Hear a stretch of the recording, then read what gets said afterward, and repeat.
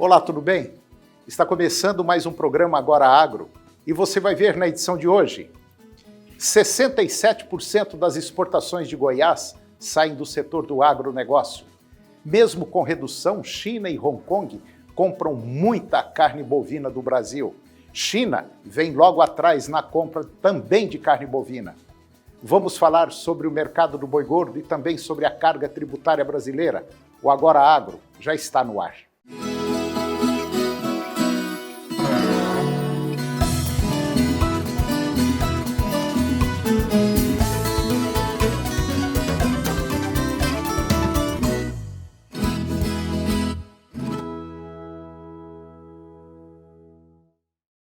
Dados divulgados pelo sistema Comex-Stat, que pertence ao Ministério da Economia, mostram que 67,5% das exportações totais feitas pelo estado de Goiás foram oriundas do setor agropecuário. No primeiro mês de 2020, Goiás teve um saldo positivo da balança comercial com superávit de quase 46 milhões de dólares. Os dados divulgados pelo sistema Comex-Stat, eles apontam que as exportações totais de Goiás foram de 370 milhões de dólares, enquanto as importações totais somaram 324 milhões de dólares. O setor agropecuário goiano representou quase 68% das exportações totais do estado, no montante de 250 milhões de dólares. As carnes somaram 112 milhões de dólares com 33 milhões de toneladas, sendo que a carne bovina representou um volume de 15,6 milhões de toneladas, ou seja, 78 milhões de dólares. O destaque para as exportações de carne bovina para Emirados Árabes Unidos, com um aumento de 83% em relação às exportações de dezembro do ano passado, a Holanda, com um aumento de 38,7%, e a Rússia, um aumento de 13%. O complexo soja somou 38,2 milhões de dólares, com a exportação de 108 milhões de toneladas, representando 10% do total das exportações. Já o complexo sucro-alcooleiro somou 20,3 milhões de dólares, com 62 milhões de toneladas exportadas.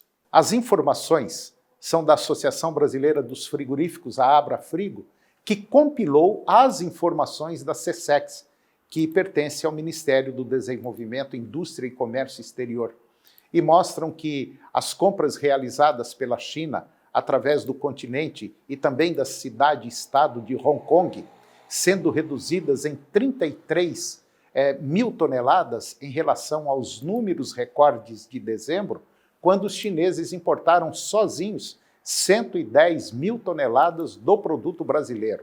As exportações totais de carne bovina, tanto in natura quanto processada, mantiveram seu bom ritmo de movimentação no primeiro mês do ano, apresentando um crescimento de 10% no volume e de 38% na receita. Isso na comparação com janeiro do ano passado. O Brasil exportou 135 mil toneladas em janeiro de 2020, contra 123 mil toneladas em janeiro de 2019. A receita, ela teve um crescimento mais expressivo em 2019. Ela foi de 457 milhões de dólares em 2010, quando atingiu 632 milhões de dólares, o que significa uma elevação dos preços obtidos de 38%. Na média de janeiro de 2019, o Brasil movimentou só de carne bovina, ele vendeu de carne bovina por tonelada 3.710 dólares, enquanto que na média de 2020 a movimentação foi de 4.665 dólares por tonelada. E a China, ela continua no seu papel de maior cliente do Brasil, respondendo por quase 57% da movimentação total do país e comprando 50% a mais que em janeiro de 2019.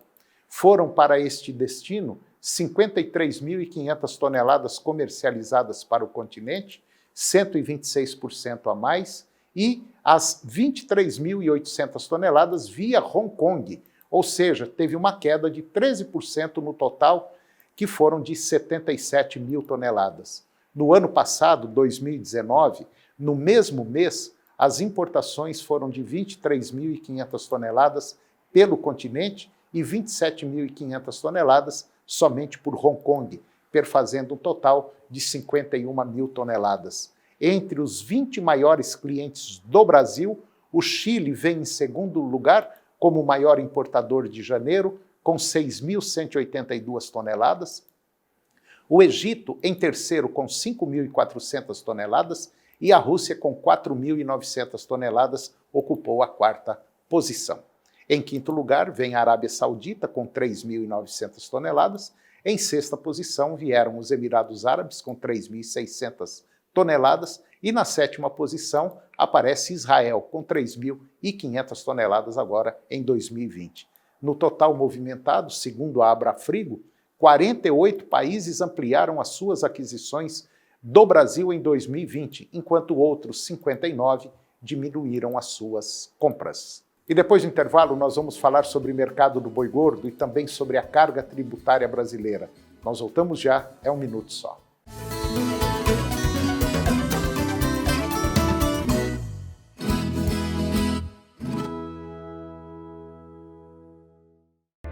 No portal Pai Eterno, você tem acesso ao conteúdo oficial do Santuário Basílica de Trindade. Confira notícias sobre a devoção ao Divino Pai Eterno, acenda uma vela da fé e muito mais. Acesse paieterno.com e faça parte desta família de amor.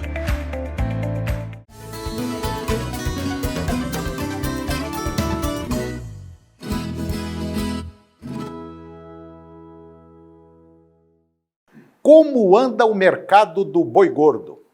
Como anda o relacionamento entre pecuaristas e frigoríficos? Essas colocações você vai conferir agora. Acompanhe. Eu estou na Fazenda São Joaquim, no município de Jandaia. Eu vou conversar agora com o pecuarista e empresário do setor de nutrição animal, Ademar Leal. E nós vamos falar de um tema recorrente, de um tema muito pontual, que é o mercado da pecuária. Muita gente no mês de novembro, dezembro, acreditou numa pecuária superior a 210, numa arroba superior a 210, 220 reais e imaginou que o mercado fosse ficar firme e tal, e a coisa não deu certo. Parece que o preço da arroba começou a cair no início de janeiro, deu uma caída e agora parece que começa a dar uma sustentação. Ademar, como é que você vê o mercado do boi gordo daqui para frente? Bom, nós estamos vivenciando agora, Antônio, a menor escala, provavelmente a menor escala de bois vendidos para os frigoríficos, a menor escala dos frigoríficos de toda a história praticamente. Todo frigorífico precisando de animais para abater muito rápido, com 1, 2 dias, 3 dias no máximo de escala, mas também eles não estão conseguindo repassar o preço, um preço que estávamos trabalhando em dezembro, para o varejo, né? O consumidor de carne está mais... enfim, doeu no bolso do nosso consumidor e ele reduziu o consumo. Isso fez com que a gente não consiga repassar o preço de uma arroba mais valorizada. Então nós estamos vivendo uma queda de braço que realmente a gente não está vendo para onde que vai, qual será o fim dessa queda de braço. Porém, a gente acredita numa nova valorização, numa arroba um pouco mais cara do que o que a gente está vendo hoje, né? Eu acredito, pessoalmente, eu acredito muito numa valorização da arroba daqui para frente. Haja vista que nós vamos ter problema, a Austrália está tendo problema, teve lá uma seca muito grande, um incêndio, deu uma bagunçada no mercado. Nós estamos vendo uma China também passando por momentos complicados. A China é um grande cliente do Brasil. Mas nós temos que ver também, eu acho que os dois lados, tanto o lado da indústria quanto o lado do pecuarista. Quer dizer, a indústria pega o boi do pecuarista e comercializa isso em nível nacional e nível internacional. Agora, nós também temos que ver o lado do pecuarista, que durante muito tempo pagou para produzir. Então eu acho que tem que ter um equilíbrio nisso aí, não tem, Ademar? Exatamente, os custos de produção aumentaram muito, né? Nós tivemos várias valorizações de diesel, de mão de obra, né, dos insumos em geral. Então o custo de produção da arroba aumentou muito nos últimos anos. É um produto que não é barato de produzir. Então realmente, nós esperamos uma arroba aqui em Goiás próximo de R$200, 190, 200, eu acho que é um ponto de equilíbrio que o consumidor vai conseguir, porque também nós tivemos uma valorização muito grande da carne de frango e de suíno. Sim, né? O milho muito caro, enfim. Nós precisamos de ter um equilíbrio onde que não pode nenhum elo ficar totalmente, né? O pecuarista tem que ter remuneração porque é um trabalho, né? Então essa queda de braço aí entre a indústria e o pecuarista realmente é uma coisa que a gente vê ao longo de tantos anos e agora estamos vendo com muita força, porque tá assim, não tem animal para matar, mas também não pago mais. Então fica uma queda de braço. E nessa hora, a queda de braço, ela tem o pecuarista está com um pouco muito mais força. Você pode ver aí atrás a abundância, né, desculpa, a pujança e a abundância dos nossos capins. Então o que o pecuarista faz? Vai abatendo apenas aquele lote de animais para as despesas e aquele lote para reposição, tendo em vista que esse está muito valorizado, ele segura. Né? Não vai vender num preço que não remunera e ele não dá conta nem de comprar um garrote ou um bezerro para retornar no lugar. Então, com o capim, o momento agora é favorável a realmente ir fazendo essa venda dosada, a compra dosada, porque você tem, quem se planejou, se organizou dentro da propriedade, está com uma oferta boa de capim dentro de casa. Né? Mas tem um detalhe que eu acho que é importante, que nós não podemos esquecer, é que os dois, um precisa do outro. Sim, lógico. Quer dizer, nós não temos nem o lado de lá, nem o lado de cá. Nós temos que buscar um ponto de equilíbrio. E qual é esse ponto de equilíbrio? É o que você falou. Eu acredito num preço de arroba em Goiás, de 190 a R$200 uma arroba. Até porque tem uma explicação lógica. Se você pegar a arroba do último pico de alta, que foi em 2015, final de 2014 para 2015, onde a arroba chegou a R$150, e pegar a inflação do Brasil de 2015 até 2020, e você pegar e jogar isso qualquer calculadora dessa aí, pega aquela do Banco Central lá do cidadão, né? Você vai ver que só para acompanhar a inflação o boi deveria estar em R$190. Ademar, um outro ponto que me preocupa... Sem nenhum ganho real, né? Sim. Um outro ponto que me preocupa muito é o bezerro. Abateu-se muita fêmea e continua abatendo muita fêmea. Isso não pode dar aí um probleminha no curto prazo? Na verdade já deu, eu acho que não é nem problema. A pecuária ela se organiza e o bezerro valorizado eu vejo com bons olhos. Eu acho que dificulta mais a entrada de pessoas não profissionais na pecuária, porque você tem margens menores, você tem que trabalhar com um negócio muito mais enxuto. E também o pecuarista de cria tem que ser valorizado. Sempre, historicamente, foi uma pecuária que viveu de desbravar áreas de pior qualidade de terra, de abrir áreas. E hoje não tem mais essa pecuária de abrir áreas, nem de usar terras baratas. Terra está cara para todo lado, para produzir um bezerro não é barato. Então acho que a valorização nada mais justo que uma valorização da pecuária de cria. O problema é que tem que ter um equilíbrio. O criador tem que ganhar dinheiro, o recriador, terminador tem que ganhar dinheiro e a indústria também tem que ganhar dinheiro. Então esse equilíbrio, ainda o mercado está buscando esse ajuste. Certo? E aí ele se ajusta naturalmente, não tem uma regra, não existe como de baixo para cima você vir e colocar uma regra que o bezerro tem que ser tanto e o boi tem que ser X. Todos os elos têm que ter a sua remuneração. E o que faz isso é oferta, demanda e aos poucos ele vai se ajustar. O que a gente vive hoje é um mercado que não está ajustado ainda. O bezerro está mais caro para quem é só para o terminador, realmente talvez ele vai comprar um bezerro e vai ter dificuldade em ter margem no seu negócio. Mas vai se ajustar. Mas a gente acredita que a pecuária de cria acredita não, ela precisa e tem que ser valorizada. É muito difícil produzir bezerro. Nós temos que levar em conta também que o Brasil é um dos países no mundo todo, é um país privilegiado. Quer dizer, nós temos que aproveitar esse momento e trabalhar mais ou menos em harmonia, né? Porque senão a coisa também não anda. O pecuarista não tem como abater um boi, congelar a carne, botar num freezer ou numa caixa de isopor e mandar para o exterior, ou sair vendendo por aí. E o frigorífico, do outro lado, também não tem condição de estar criando boi para oferecer tanto para o mercado interno quanto externo. Então precisa buscar esse equilíbrio e precisa buscar urgente. Exatamente. Na verdade, todo mundo é repassador de preço. Claro. Né? O frigorífico recebe de um valor do varejo, repassa para o pecuarista. E outra que foi interessante nesse movimento do final do ano na China foi a habilitação de muitas plantas para exportação. Isso fez uma concorrência melhor. Eu acho que o que a gente precisa no Brasil é de realmente uma concorrência melhor em todos os elos, como nós temos dentro da pecuária. Tem milhões de compradores de bezerro e nós não temos aí muitos frigoríficos, né? Assim, é muito menor, a proporção é muito, não tá, mas enfim, vai se ajustar, tendo margem na indústria. Muita gente também, o Brasil é um país de empreendedores, muita gente vai abrir frigoríficos, voltar plantas que estão paradas, vão reativar, vão aumentar o volume, basta ter margem, todo mundo tem que ganhar dinheiro. Acho que esse é o grande lance, e é quem vai controlar, não existe controle, não pode ter, né? Não é que não existe. Teoricamente não poderia existir controle de nenhuma das pontas, né, Toninho? E depois do intervalo, nós vamos falar sobre a carga tributária no Brasil. É um minutinho só, eu volto já.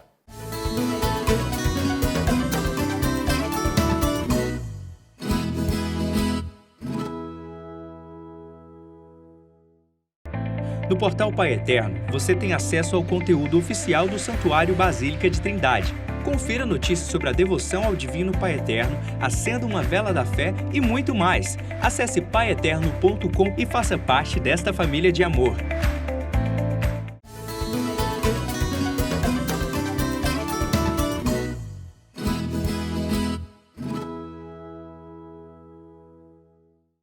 Eu vou conversar agora com Márcio Antônio Ribeiro. O Márcio ele é economista e é diretor de uma faculdade, a FAC+. E nós vamos falar sobre um tema interessante que, para nós que somos brasileiros, é muito difícil a gente engolir a carga tributária cobrada aqui no Brasil. É uma carga tributária altíssima e a prestação de serviço que o brasileiro recebe, tanto de governos federal quanto estaduais, é uma prestação de serviço de país de terceiro mundo. Márcio, mais uma vez, obrigado pela sua presença aqui no nosso programa, para a gente discutir um tema muito, muito interessante, e eu tenho certeza que você que está aí do outro lado vai ver que a coisa está mais feia do que a gente imagina. Tudo bem, Márcio? Bom dia, Toninho. Bom dia aos nossos espectadores. Márcio, carga tributária no Brasil em relação a outros países. Como é que é a nossa situação hoje aqui no Brasil? Toninho, a nossa carga tributária ela pode ser considerada alta, principalmente do ponto de vista que você colocou da eficiência. Para você ter uma ideia, se a gente for olhar aí a nossa carga em comparação a outros países da OCDE, se a gente for pegar aí como exemplo a maior economia do mundo, que é a economia americana, a nossa carga tributária está acima da americana. Dos Estados Unidos. Estados Unidos. A carga americana um pouco acima de 26% e a nossa passa dos 32%. Né? E o governo americano devolve para o contribuinte, né, um serviço muito superior àquele que o nosso governo, cobrando um percentual maior, devolve à nossa população. Por exemplo, a carga tributária do Brasil e também nos países da OCDE. Agora, esse levantamento é de 2016. Quando a gente pega e observa, vamos dizer, um gráfico mostrando essa carga tributária, nós vemos que a Dinamarca, a França, tem uma carga tributária superior a 45%. Isso mesmo, também. Certo? Aí a gente pega o Brasil, está com 34% a nossa carga tributária. Isso significa dizer que a da Dinamarca, da França e tantos outros países, a carga tributária é muito maior do que a nossa. Porém, o que o governo devolve lá na Dinamarca, na França, a situação é totalmente outra, principalmente em relação à saúde, né?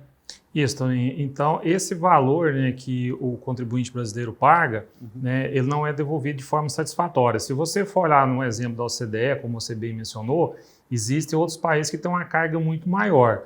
Só que o que é devolvido, né, em benefício para a população, em saúde, educação e segurança, na própria infraestrutura de transporte que existe, né, de uma forma completa, é bem superior à nossa. Então, a gente tem uma ineficiência muito grande. Hoje, no Brasil, né, por exemplo, a maior arrecadação é do governo federal. O governo federal fica com 68% de tudo o que é arrecadado. Né? E isso faz com que estados e municípios, e principalmente os municípios que têm, né, grandes necessidades de investimento, porque muita coisa está centrada nos municípios, acabe ficando com uma parte muito pequena dessa arrecadação. Então seria essa carga tributária, vamos dizer, por ente federativo. Isso, quer dizer, justamente. nós temos a União, nós temos os estados e nós temos os municípios. Quer dizer, o governo federal, ele fica com 68,3% de tudo aquilo que arrecada. Os estados ficam com média de 25% e os municípios 6% de tudo aquilo que arrecada. Resumindo, para manter o nosso país, o governo cobra basicamente 68%, né? Justo. E o que acontece, Toninho, que quando a gente olha para o município, essa arrecadação que está nomeada para o município, inclui também o FPM, que é um dinheiro que não vem de imediato para o município, depende de uma série de normativas, ou seja, normalmente a arrecadação das prefeituras é o ISS-PTU, que na verdade acaba dando aí menos de 5% de todo, né, o montante da arrecadação nacional. Márcio, de maneira geral, o governo, ele vive basicamente, cobra-se um absurdo imposto, e quando você fala na área de educação, na área da pesquisa, a gente basicamente não vê, vamos dizer assim, uma atividade pujante, né, Márcio? Não, o investimento ele é muito pequeno, Tony. Esse retorno, né, ele é muito baixo diante daquilo que é arrecadado. E a gente ainda tem um viés, né, muito cruel na arrecadação brasileira, porque a tributação ela está centrada, né, principalmente em cima da produção e de serviços, né, e não em cima de renda, como é nos outros países. Se a gente for olhar aqui, 15%, né, de carga tributária média em cima de produção, 8% em cima de salários, ou seja, eu acabo onerando demais o empresário na contratação de mão de obra, que acaba gerando desemprego, né? E você pune a população mais carente, porque a mesma tributação que vai incidir em cima, por exemplo, de um saquinho de arroz, né, que uma dona de casa assalariada vai comprar, é o mesmo imposto que incide lá em cima de um empresário, de uma pessoa que tem um salário alto. Seria, por exemplo, a carga tributária e variações por base de incidência. Justamente. Seria isso? Esse aí, se você olhar na tabela, você vai perceber que a maior tributação no Brasil, ela está em cima de bens e serviços, ou seja, aquilo que é produzido e é oferecido de serviço, como em cima de salários, o que não ocorre em outros países, né? Se a gente for olhar na média da OCDE, isso aí muda bastante em relação aos outros. Márcio, mas é um absurdo, né? Bens e serviços, 15,3%, salários, 8,4%. É muito dinheiro, não é não, Márcio? É muito alto, Toninho. E um detalhe, né? Aqui não está estratificado, mas para você ter uma ideia, em média nacional, a cesta básica tem em torno de 22% a 23% de impostos em cima dela. Ou seja, algo que é essencial e possui uma carga tributária muito alta. Quando a gente olha para os outros países da OCDE, por exemplo, a gente vê, né, que a carga tributária sobre ganhos, dividendos, patrimônio, ela é alta. O Brasil tem a menor carga, né, entre os países da OCDE em cima dessa tributação que alcança os mais ricos. E tem a maior carga em cima, né, daqueles que alcançam os mais pobres. Aí a conta não fecha, sabe? Aí você fica, às vezes, sem saber o que está acontecendo com o nosso país e com a nossa administração. Uma coisa a gente tem certeza absoluta que acontece nesse país, que tem muita gente que mamou e mamou demais e está com a boca até espumando, né, Márcio? Isso. Em cima de nós. Você, eu, Márcio, o pessoal que está aqui no estúdio. Infelizmente, a gente está pagando, ou nós pagamos, para muito, infelizmente, desculpe a expressão, mas foi tirado dinheiro de pessoas doentes da saúde, foi tirado da educação, foi tirado da pesquisa para alimentar bandido. E isso não pode continuar no nosso país. Toninho, e aqui vale lembrar que esses dados que estão sendo apresentados, eles são de divulgação da própria Receita Federal do Brasil. São dados oficiais produzidos pelo próprio governo. Quer dizer, nós não estamos falando nada, né, Márcio? Quem quiser ir atrás, é só entrar no site da Receita, aí tem tudo isso, né, Márcio? Justo. Então, ou seja, são informações do próprio governo demonstrando de que forma que ele está cobrando os impostos até em relação aos demais países. São dados oficiais, né, trazidos do próprio governo. Entendi. Márcio, uma outra coisa que eu gostaria de te perguntar é o seguinte: essa carga tributária sobre a renda, lucro e ganho de capital no Brasil e em comparação com outros países. Você pega, por exemplo, a Dinamarca, 28% em cima do lucro e ganho de capital. Aí você pega o Brasil, 6,5%. Justamente. Um está numa ponta, outro está na outra. Isso aí, Toninho. Então ela mostra que o Brasil, nessa tributação em cima das maiores rendas, né, ela é muito baixa. Ou seja, o Brasil tem punido as classes mais pobres e beneficiado as classes mais ricas, né? Tem que mudar, né, Márcio? Tem que mudar. E já na carga tributária sobre bens e serviços, né, a gente faz o oposto, né? A gente cobra muito alto em relação ao que os outros países cobram. Isso torna muito difícil um crescimento sustentável da economia e uma distribuição de renda de uma forma, né, mais igualitária. Quer dizer, enquanto muita gente está indo para lá, nós estamos vindo para cá. No caminho Quando muita contrário. gente resolve vir para cá, o Brasil está indo para lá. Poxa, assim é difícil de conseguir contornar isso aí. Só para finalizar, Márcio, você está vendo alguma esperança agora, nesse momento?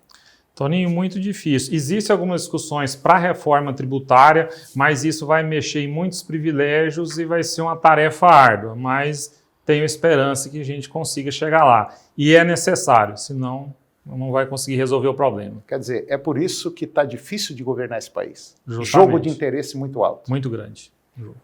Nós vamos mudar esse jogo, hein? Márcio, muito obrigado. À disposição, Toninho. E o programa de hoje chegou ao fim. E eu termino com a seguinte frase. Os grandes feitos, eles são conseguidos não pela força, mas pela perseverança. Um grande abraço, muito obrigado pela sua companhia. Que Deus nos abençoe e até o próximo programa.